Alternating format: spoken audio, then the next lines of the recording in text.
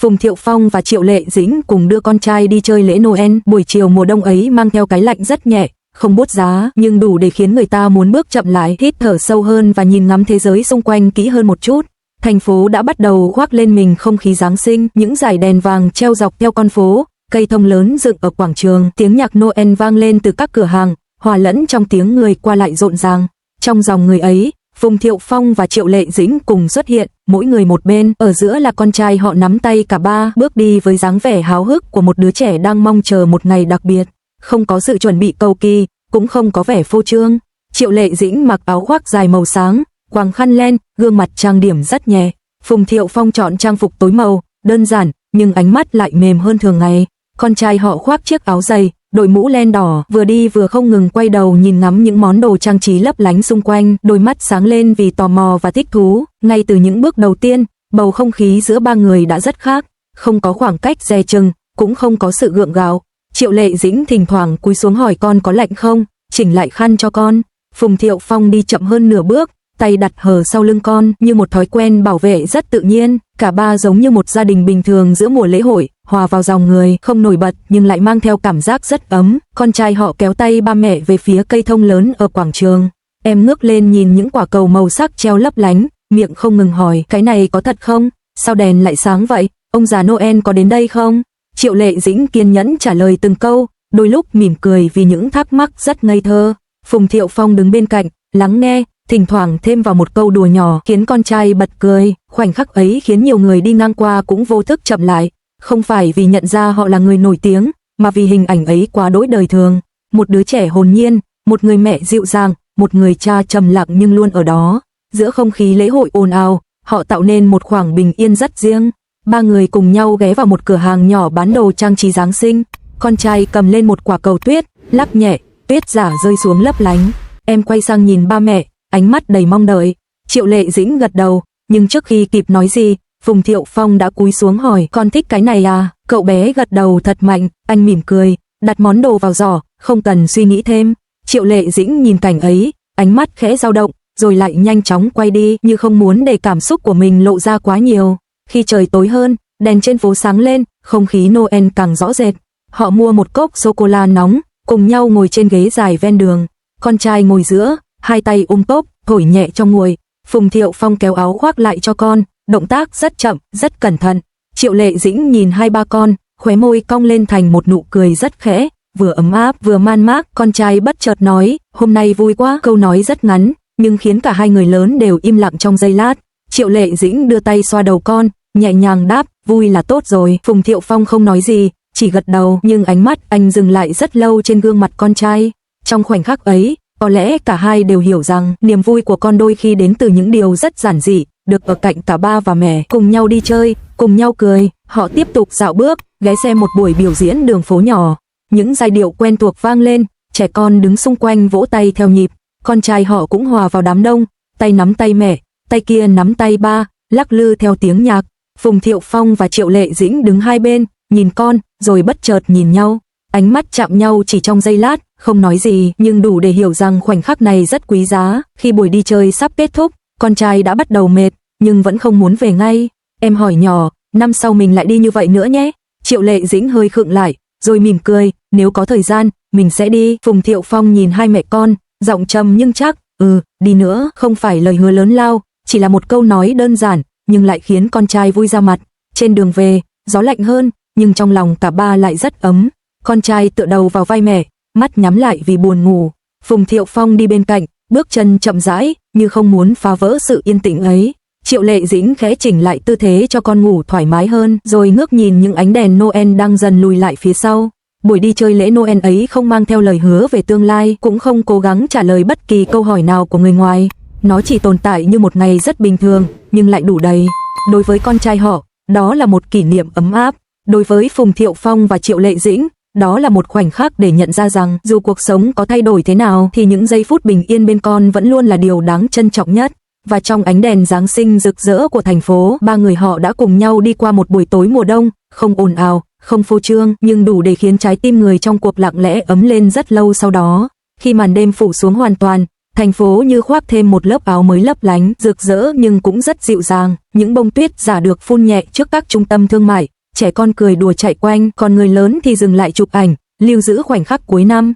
Phùng Thiệu Phong và Triệu Lệ Dĩnh vẫn nắm tay con trai, đi chậm rãi giữa khung cảnh ấy, như thể không ai muốn vội vàng kết thúc buổi tối Noel hiếm hoi này. Họ ghé vào một cửa hàng nhỏ bán bánh ngọt theo chủ đề Giáng sinh. Con trai nhìn những chiếc bánh trang trí hình tuần lộc, cây thông, ông già Noel mà không giấu được sự phấn khích. Em chỉ vào một chiếc bánh nhỏ phủ kem trắng, giọng đầy mong chờ. Triệu Lệ Dĩnh cúi xuống ngang tầm mắt con, hỏi nhẹ, con ăn được không? Có lạnh không? Phùng Thiệu Phong đứng bên cạnh, đã quen với nhịp điệu ấy, chỉ lặng lẽ gọi thêm một ly trà nóng cho cô. Những cử chỉ rất nhỏ, rất đời thường nhưng lại khiến không khí giữa họ trở nên mềm mại hơn bao giờ hết. Khi con trai cắn miếng bánh đầu tiên, đôi mắt em sáng lên. Em quay sang khoe với cả ba và mẹ, nói rằng, ngon lắm. Triệu Lệ Dĩnh bật cười, nụ cười hiếm khi thấy trên những thước phim hay ảnh chụp sân khấu, một nụ cười hoàn toàn thả lỏng. Phùng Thiệu Phong nhìn cảnh ấy, ánh mắt trầm xuống, không buồn mà giống như đang ghi nhớ từng chi tiết nhỏ. Tiếng cười của con, cách Triệu Lệ Dĩnh nghiêng đầu nghe con nói, cách thời gian dường như trôi chậm lại trong khoảnh khắc ấy. Ra khỏi cửa hàng, gió lạnh hơn, nhưng con trai vẫn nhất quyết muốn tiếp tục đi bộ. Em kéo tay ba mẹ, chỉ về phía khu phố treo đầy đèn Noel, nơi có một ông già Noel đang phát kẹo cho trẻ con. Phùng Thiệu Phong cúi xuống hỏi con có muốn qua không? Triệu Lệ Dĩnh gật đầu, ánh mắt đầy chiều chuộng. Họ đứng xếp hàng cùng những gia đình khác, không có sự khác biệt nào giữa họ và những người xung quanh. Không danh xưng, không ánh đèn sân khấu, chỉ là ba người lớn nhỏ cùng chờ đến lượt mình. Khi con trai nhận được túi kẹo nhỏ, em ôm chặt lấy, quay sang cảm ơn ba mẹ. Câu nói rất đơn giản, nhưng khiến Triệu Lệ Dĩnh khẽ khựng lại. Cô đặt tay lên vai con, giọng dịu đi, chỉ cần con vui là được. Phùng Thiệu Phong đứng cạnh, không nói gì, nhưng ánh mắt anh lại ánh lên thứ cảm xúc rất khó gọi tên, vừa ấm áp, vừa xót xa, vừa biết ơn vì vẫn còn những khoảnh khắc như thế này để ở bên con. Họ tiếp tục đi thêm một đoạn nữa, cho đến khi con trai bắt đầu dụi mắt vì buồn ngủ. Triệu Lệ Dĩnh bế con lên, bước chân chậm lại, Phùng Thiệu Phong lập tức đưa tay đỡ lấy, như một phản xạ tự nhiên. Hai người không trao đổi bằng lời, chỉ phối hợp rất nhịp nhàng, như thể đã quen với điều này từ rất lâu. Con trai tựa đầu vào vai mẹ, tay vẫn nắm lấy áo ba, hơi thở đều đều, an yên. Trên đường về, ánh đèn Noel phía sau dần mờ đi, nhưng cảm giác ấm áp vẫn còn nguyên. Triệu Lệ Dĩnh nhìn con ngủ, ánh mắt mềm lại, trong lòng dâng lên một cảm giác khó tả, vừa đủ đầy, vừa trùng xuống.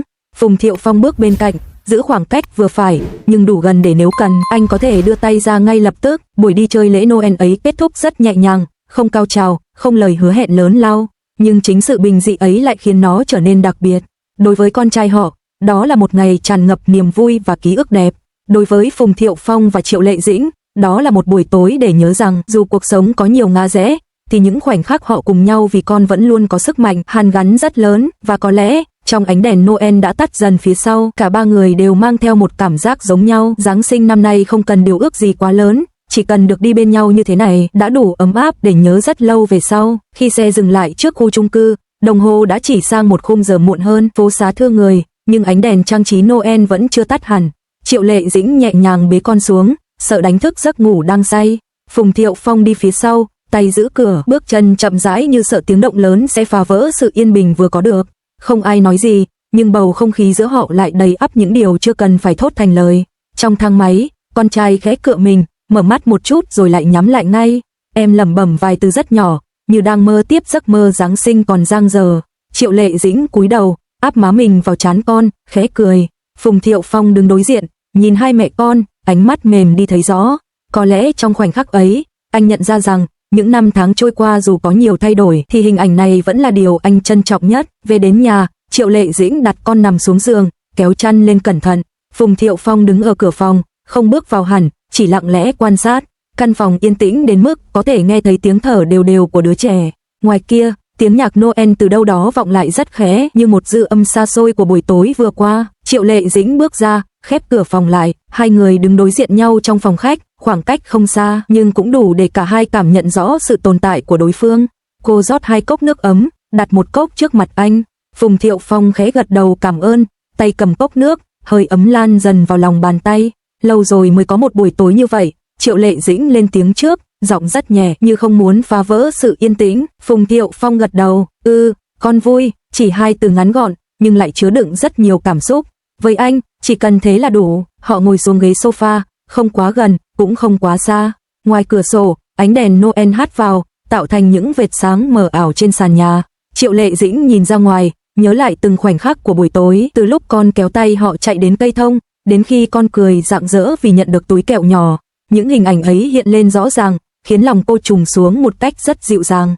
Phùng Thiệu Phong cũng chìm trong suy nghĩ của riêng mình, anh nhớ ánh mắt của con khi hỏi, năm sau mình lại đi nữa nhé, nhớ cách Triệu Lệ Dĩnh trả lời rất cẩn trọng, nhớ chính mình đã gật đầu mà không do dự. Có những lời hứa không cần phải nói lớn, chỉ cần giữ trong lòng và cố gắng thực hiện. Một lúc sau, Triệu Lệ Dĩnh đứng dậy lấy trong túi áo khoác ra món đồ nhỏ mua lúc chiều, quả cầu tuyết con trai thích nhất. Cô đặt nó lên kệ, nơi con có thể nhìn thấy ngay khi tỉnh dậy. Phùng Thiệu Phong nhìn theo, khẽ nói, con sẽ thích lắm. Triệu Lệ Dĩnh mỉm cười, nụ cười rất khẽ nhưng chân thành. Thời gian trôi qua chậm rãi, bên ngoài, tiếng người qua lại đã thưa dần. Phùng Thiệu Phong đứng dậy chuẩn bị ra về. Trước khi đi, anh quay lại nhìn cánh cửa phòng con thêm một lần nữa, như muốn ghi nhớ hình ảnh này thật lâu. Triệu Lệ Dĩnh tiến anh ra cửa, không nói nhiều, chỉ nhẹ nhàng chúc anh về đến nơi an toàn. Cánh cửa khép lại, căn nhà trở lại sự yên tĩnh vốn có. Triệu Lệ Dĩnh đứng một lúc lâu trong phòng khách, rồi quay lại phòng con. Cô ngồi xuống bên giường, nhìn con ngủ, lòng tràn đầy một cảm xúc rất khó gọi tên. Buổi tối Noel này không có pháo hoa, không có lời chúc rộn ràng, nhưng lại mang đến cho cô một sự ấm áp rất thật. Ở phía bên kia thành phố, Phùng Thiệu Phong lái xe chậm hơn thường ngày. Những ánh đèn Noel lướt qua cửa kính, phản chiếu lên gương mặt anh. Anh nhớ lại từng khoảnh khắc nhỏ, tiếng cười của con, dáng vẻ bình thản của Triệu Lệ Dĩnh, cảm giác ba người cùng sánh bước giữa dòng người xa lạ. Những điều ấy, tưởng chừng rất bình thường, nhưng lại có sức nặng đặc biệt.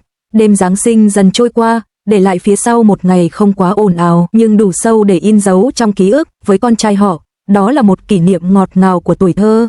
Với Triệu Lệ Dĩnh và Phùng Thiệu Phong, đó là một lời nhắc nhở nhẹ nhàng rằng đôi khi hạnh phúc không nằm ở những điều lớn lao, mà ở chính những khoảnh khắc rất nhỏ khi họ cùng nhau bước đi, cùng nhau lắng nghe và cùng nhau đặt trọn vẹn tình yêu thương vào đứa trẻ ở giữa. Và trong cái lạnh dịu của mùa đông, Giáng sinh năm ấy đã khép lại như thế, không cần lời kết hoàn hảo, chỉ để lại một cảm giác ấm áp rất lâu trong lòng những người đã đi qua nó.